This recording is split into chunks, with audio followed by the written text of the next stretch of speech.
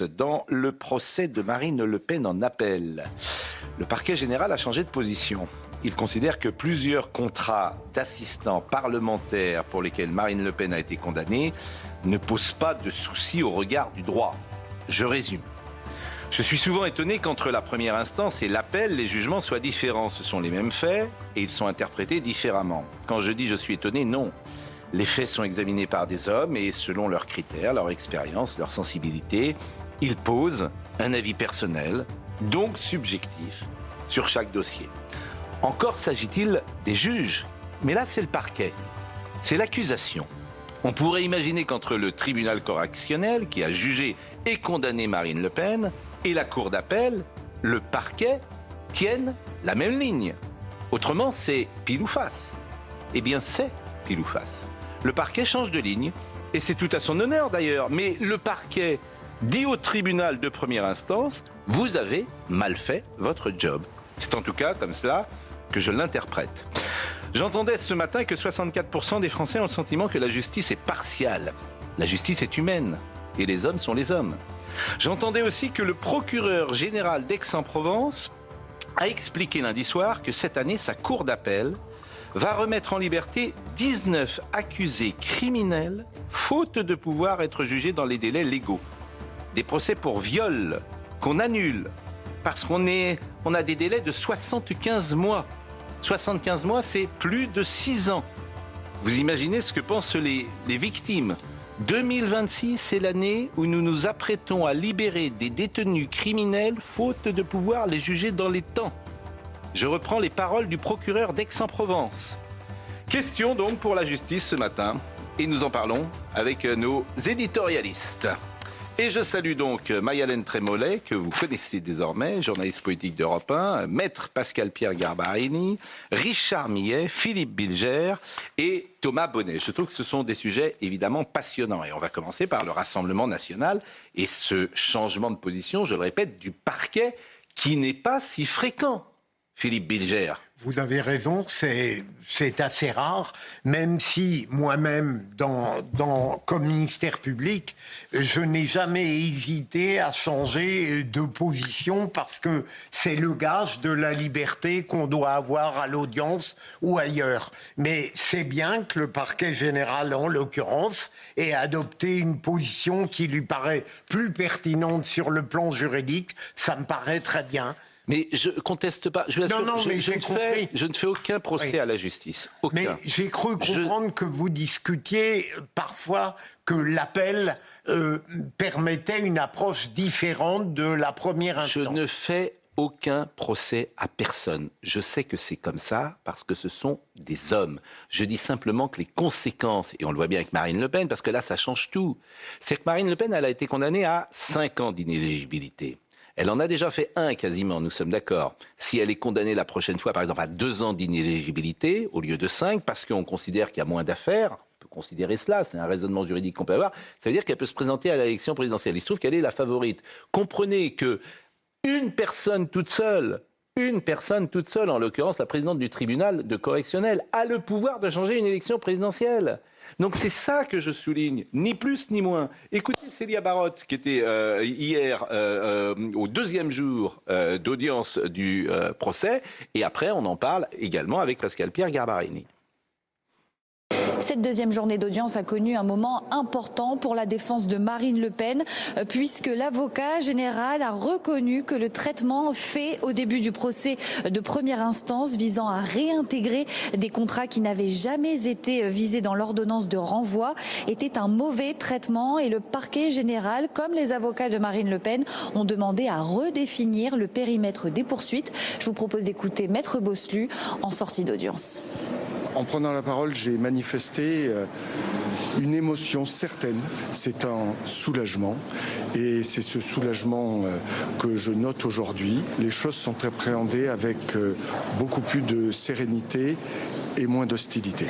Le cas d'un autre prévenu a également été évoqué par les magistrats et par les différentes parties, celui de Louis Alliot. Sa défense demande à ce qu'il soit jugé dans un autre procès organisé après les élections municipales. Une demande fondée par son avocate, notamment sur le principe, je cite, de l'atteinte à la sincérité du scrutin. Mais pour le parquet général, il s'agit, je cite, d'une demande dépourvue de sérieux, juridiquement non fondée et contraire aux exigences les plus élémentaires de la bonne administration de la justice. Le délibéré sur l'ensemble de ces questions procédurales est attendu ce jeudi lors de la reprise des débats. Conséquences sur des sujets que moi je trouve dérisoires, parce que de savoir si un assistant parlementaire a travaillé pour Bruxelles ou pour Paris dans le cadre du Rassemblement national, je trouve ça déjà dérisoire, pour tout vous dire. Je pense que la justice a autre chose qu'à perdre son temps, des années, des magistrats, pour travailler sur des sujets que je trouve, et je vous avais entendu cette expression, de corne-cul. Voilà ce que je pense, alors qu'il y a des choses plus importantes. Et j'apprends dans le même temps qu'il y a 75 criminels qui vont sortir parce qu'on ne peut pas les juger. Ben, si le temps qu'on passe à aller chercher sur des histoires dérisoires ou politiques pourquoi pas mettre en examen et juger des politiques, si on le faisait pour des criminels, ça me paraît infiniment plus important. Mais ce n'est que mon modeste avis. Pascal Pierre, Garbarini. Ce qui a été décidé hier, pour moi, il y a deux enseignements. Le premier, c'est que, quelque part, la justice fonctionne. Oui. C'est qu'on a prévu donc une première instance, voilà, et il y a le droit d'appel, et le droit d'appel fait que les cartes sont rebattues, et il y a une interprétation différente qui est faite par le parquet. Maintenant, attendons la décision de la Cour, quand même. Le deuxième enseignement, et encore une fois, pardon de remettre une pièce dans le jukebox, comme on dit aujourd'hui, c'est pourquoi l'exécution provisoire ? Donc, face à une situation, rien ne l'a justifié, l'exécution provisoire. Rien. Donc, en mettant l'exécution provisoire qui a déchaîné toute cette polémique légitime, face à une situation comme celle-ci, où il n'y a pas de trouble à l'ordre public, j'arrête pas de le dire, le trouble à l'ordre public n'existe pas en matière correctionnelle. Nous sommes en matière correctionnelle. Bon, donc, dans cette situation-là, c'est incompréhensible que les magistrats en première instance aient pris cette décision de l'exécution provisoire. Premièrement, idem pour l'inéligibilité. L'inéligibilité, elle a été prononcée de droit en 2016, elle a été retoquée par le Conseil constitutionnel. En 2017, il y a eu une nouvelle loi qui est intervenue avec une virgule qui disait « mais ». Il est possible, compte tenu de la personnalisation, de la personne du prévenu et de la complexité des faits, que le tribunal motive ou la juridiction motive pour que la peine d'éligibilité ne soit pas prononcée là. Et pour qu'elle ne soit pas donc de droit. C'est l'exception qui a fait que la loi a été validée. Pourquoi on n'attend pas vous avez une présidente qui avait pris la parole, et je crois que de mémoire, la présidente avait dit que Marine Le Pen constituait un trouble à l'ordre public, avec des propos qui avaient été jugés politiques. Maï-Hélène Trémollet. Moi, je pense qu'indépendamment de ce que dira la Cour d'appel ce matin, c'est quand même une petite victoire politique pour Marine Le Pen. Et je suis d'accord avec vous, ça veut dire qu'elle aura vraiment droit, pendant ce procès en appel, à une seconde lecture de son dossier. Et c'est exactement ce qu'espère le Rassemblement national, qui a d'ailleurs un peu changé de braquet sur sa défense. Marine Le Pen a désormais 2 avocats. Et ils ont dit eux-mêmes qu'ils allaient se concentrer sur les questions juridiques de fond pour essayer, pourquoi pas, d'alléger la peine, comme ce que vous disiez, pour ramener l'inéligibilité potentiellement à moins de 2 ans et ainsi pouvoir se présenter à l'élection présidentielle. Donc c'est exactement ce que souhaitait Marine Le Pen et ses avocats, ce qui est en train de se passer. Et je fais juste une parenthèse, je vous ai souvent dit que je lisais Mediapart, et comme on est dans un système aujourd'hui en France où même les journalistes sont parfois des militants, pas tous bien sûr, Mediapart n'a pas fait un sujet sur le procès Rassemblement national, alors que Mediapart en faisait un par jour quand la thèse du parquet l'arrangeait manifestement. Donc c'est ça aussi. Il y a eu un article dans Mediapart, je crois. Ah, écoutez, il y en a. Donc c'est ça qui est difficile. C'est-à-dire que on ne peut plus se parler les uns les autres. Il y a une sorte d'incommunicabilité entre les uns et les autres. La manière dont était mise en perspective le jugement de Madame Le Pen, c'est elle a pris 4,5 millions dans la caisse. Tu avais l'impression qu'elle était partie avec de l'argent. Donc tout ça n'est pas convenable. Mais en plus, les gens décodent et c'est contre-productif.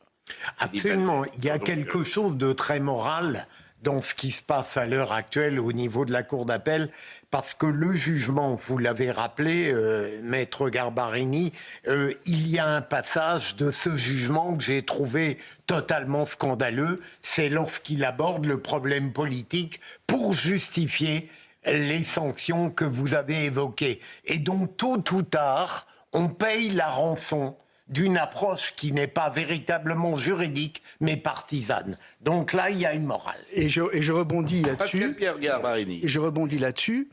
Vous avez évoqué le sondage où Oui. les Français considèrent à 64% que la justice n'est pas impartiale. Eh bien, ce jugement-là, pour les personnes qui ne sont pas avisées, c'est-à-dire, et encore une fois, il n'y a pas du tout, je ne suis pas en train de dire qu'il faut être élitiste, c'est pas ça, mais les personnes qui ne sont pas avisées du problème du degré de juridiction, de la motivation, etc., pour eux, c'est incompréhensible. Et oui. Il y a l'accusation qui, en première instance, monte au créneau, etc., avec un jugement très dur, très sévère, et puis on arrive en appel, on dit, ah ben non, en fait, c'est pas bien jugé, etc. Nous, on le comprend parce que c'est le second degré juridiction, mais pour la population d'une manière générale, ça fait les 64%. Richard Millet. Et c'est pour ça que le seul conseil qu'on peut donner aux uns et aux autres, c'est Olivier Guichard l'avait dit, ministre garde des Sceaux, de ne jamais avoir affaire à la justice. Mais c'est pas le problème de la justice que je remets en cause. Mais... Ce sont tout simplement les hommes. On n'y peut rien, c'est comme ça. Vous pouvez toujours tomber sur un juge incompétent. Oui, ça mais, arrive, il y en a. T'as pas de chance dans ces on cas-là. peut espérer tout de même que la justice peut être parfois indépendante des subjectivités personnelles. Oui, mais moi, je voudrais effectivement, dans ces cas-là, rationaliser par les preuves. Si t'as pas de preuves, Oui, mais... je suis désolé de vous le... Mais si. Mais vous moi, avez je suis raison. sur la... Comment dire? Si t'as pas de preuves, et on peut reparler d'un dossier célèbre sur lequel nous avons souvent échangé, si t'as pas de preuves, la construction intellectuelle, je la mets de côté. Je suis Mais- désolé de vous le dire. Mais il y a toutes sortes de preuves, mon cher Non, oui, bah, Pascal. non, il n'y a Mais pas si, de... Mais non, si.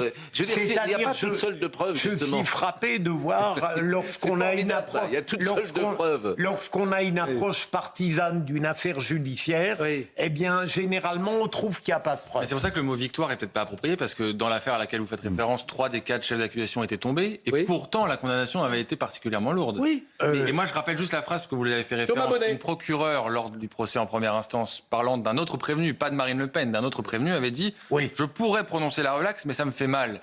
Donc en fait, on a l'impression parfois, et ça rejoint le sondage, que peu importe les éléments concrets, Richard il y a Millet. l'interprétation qui prend le dessus. Vous avez Richard raison, Millet. prévenu Jalk. Pardon? Non, il s'appelait Jalk, celui dont parle. Le prévenu en question. Bon, Thomas. Monsieur Millet. Je voulais simplement demander aux 2 techniciens de la justice qui sont là. J'avais entendu mardi un argument selon lequel Bruxelles, la commission de Bruxelles, aurait pu, comment dirais-je, s'apercevoir qu'il y avait une irrégularité dans cette affaire de, comment ça s'appelle, L'assistant parlementaire. D'assistant voilà, parlementaire. d'assistant, et donc ne pas judiciariser la chose. C'est ce que j'ai dit, c'est-à-dire que je trouve que déjà l'affaire, je la trouve dérisoire. Je ne peux pas vous dire autre chose. C'est-à-dire que les conséquences d'empêcher celle qui est favorite à une élection présidentielle parce que on a mis un système où on faisait travailler des assistants parlementaires, je trouve ça dérisoire. Mais je Mais répète Pascal, que mon avis. moi je considère que rien n'est dérisoire de ce qui touche la morale. Ah, bon, enfin, il n'y a pas de problème. Enfin, Non, mais mais je... vous savez comment ça se passe. Dans ce Ce cas-là, sont des il y a une morale. assistants parlementaires. Ils travaillent évidemment Oui. qu'on Non, se non. doute que quand ils étaient à Bruxelles, ils travaillaient aussi un peu pour le mouvement. Non, en fait, il non. n'y a pas de... comment dire, ça ne me choque pas sur le point de la morale. Il y a Non, des mais choses vraiment qui peuvent me C'était choquer. mais pour voilà. répondre à l'adjectif Bon. dérisoire. Alors, autre chose, effectivement, de la justice, c'est cette... Alors ça, c'est le procureur de Marseille, le procureur d'Aix-en-Provence qui le dit. 19 accusés criminels, faute de pouvoir être jugés dans les délais légaux. Mais rappelez... Alors vous qui êtes avocat, ça doit vous réjouir. Bah non, Si moi, vous avez... moi, rien ne me réjouit. Non, mais si vous avez Rien. un client... Oui, mais je préfère le faire sortir grâce à moi, que grâce à des délais qui ne sont Ah pas oui, mais respectés. si vous multipliez les délais, c'est vous qui les avez multipliés. Le débat, il n'est pas là. C'est que la dernière réforme qui a été faite, la dernière, de création d'une juridiction, c'est la Cour régionale départementale. Cour criminelle régionale ou départementale, ça dépend. Sur les viols, elle est composée que de magistrats professionnels. Donc, on souffre du manque de magistrats et pour les atteintes, les agressions sexuelles criminelles et les viols, on a confié cela à une cour qui est composée que de magistrats. Et c'est pas bien ? Mais justement, on en manque. Embauchons des magistrats. Mais il faut les former, les magistrats. Demain, vous n'êtes pas magistrat comme cela. Et puis arriver pour être magistrat devant une cour d'assises, il faut quand même avoir, on va dire, un certain pédigré. Par exemple, vous pouvez devenir magistrat demain si vous le souhaitez ? Oui, il faut que je dépose un dossier. Enfin, moi, je ne pense pas qu'il me... Non, mais par exemple, est-ce qu'on pourrait accélérer que des avocats... Oui, il y en a beaucoup. Au Danemark ou je ne sais pas. Non, mais il y en a beaucoup. Il y a eu une réforme où, je crois, il y a 2 ans, il y a 700 personnes venant de la vie civile qui n'étaient pas magistrats et qui n'ont pas subi la formation, mais qui avaient une formation quand même juridique, qui ont été pris. Mais pour vous dire, la situation que nous vivons aujourd'hui, la situation, elle est également faite par des décisions qui sont complètement... Mais ces 19 accusés criminels, faute de pouvoir être jugés dans les délais légaux, ils seront quand même jugés, rassurez-moi. Ah oui, mais bon... Mais ils seront dehors. Ils seront dehors. Mais ils seront quand même jugés. Ah bien sûr, ils seront jugés, bien sûr. En fait, on dépasse le délai de la détention provisoire, parce que c'est un appel. Alors, expliquez entre, l'appel, on ne peut pas rester en détention provisoire indéfiniment lorsqu'on fait appel. Non, c'est pas ça. C'est que lorsque vous êtes mis en examen et que vous êtes placé en détention provisoire dans le cadre d'une affaire criminelle. L'affaire criminelle, vous avez un délai à passer lequel il y a ce qu'on appelle une détention provisoire qui est exceptionnelle. C'est-à-dire que lorsque vous êtes mis en examen dans une affaire criminelle, vous avez un mandat de dépôt criminel d'1 année. Ensuite, il est renouvelable 2 fois. C'est-à-dire, ça fait 2 ans. Ensuite, il est encore renouvelable une 3e fois. D'accord ? Ça fait 3 ans. Passé 3 ans, ce sont des renouvellements exceptionnels à hauteur de 6 mois. Et ça peut aller jusqu'à 4 ans. Passé 4 ans... Pas pour tous les crimes. Il y a des crimes, on ne sort jamais quand même, rassurez-moi. Non, mais on est en détention provisoire. Oui, détention. Ah non, vous sortez. Au bout de 4 ans, vous sortez. Mais même si vous avez assassiné... bien sûr, absolument. Pierre-Paul Jacques, vous sortez. Ouais. C'est au niveau de la détention. Et oui, c'est parce que vous avez l'obligation... Mais il faut peut-être changer la loi. Il faut peut-être changer. Enfin, un assassin quand même qui a fait... Mais d'un autre côté, moi je suis avocat dans le cadre du droit de la défense. Moi là, je défends quelqu'un. Il n'est pas les droits de la défense. Merci Badinter. Pardonnez-moi de le dire comme ça. Mais d'un autre côté, toute cette politique pénale qui a été mise à partir de 80, ça n'existait pas avant 80, j'imagine. Ça, j'en sais rien. Mais moi, d'un autre côté, je vais vous dire quelque chose. Un homme, il a quand même le droit d'être jugé dans un délai raisonnable. Vous avez raison. Et deux, vous parlez des gens où les éléments... Alors, pardon, j'en profite, très rapidement. Je pense qu'il est urgent que l'on fasse, comme on le fait en matière correctionnelle, je vais le faire simple, c'est-à-dire le plaider coupable. Le plaider coupable qui existe aux États-Unis, on l'a fait en France, c'est-à-dire la reconnaissance de culpabilité. Ça existe en matière correctionnelle, c'est-à-dire justement pour que les tribunaux soient moins chargés. Il faut le faire en matière criminelle. Parce que en matière de dossier... Ça, c'est de bon sens. Mais, oui, pourquoi ? Parce Garbarini, ministre. Non. Pourquoi ? Ce que je veux dire... D'autres ont dit non avant vous. D'autres avocats ont dit non avant vous. D'ailleurs, je crois que vous avez rencontré... Vous avez travaillé avec Maître Dupond-Moretti. Oui, j'ai eu beaucoup de dossiers avec lui, oui, bien sûr. Vous aviez le dossier Colonna ensemble. On a eu le dossier Colonna ensemble. Et vous êtes croisés, paraît-il, dans Paris. On s'est croisés. Mais il apprécie que vous veniez nous voir ? Je crois pas. Il vous l'a dit ? Il est pas très pro. Oui, mais c'est pas grave. Et vous lui avez pas dit de venir un matin ? Je lui ai dit, bien sûr. Et qu'est-ce qu'il vous a dit ? Non, je pense qu'il c'est pas du tout sa tasse de thé, si je peux. Mais sa tasse de thé, mais il parle de nous tout le temps. Au moins, il parlerait de nous sur le plateau, puisqu'il en parle. Bon, il m'a quand même dit, et je le remercie. Il a comme dit, bon, enfin, tu fais ce que tu veux. Je suis assez content, en fait. Moi, je suis sûr qu'il nous écoute là. Mais bien sûr. Et d'ailleurs, je le salue. Monsieur Dupond-Moretti, bonne année. Et si vous voulez venir parler de votre magnifique bilan, vous êtes le bienvenu.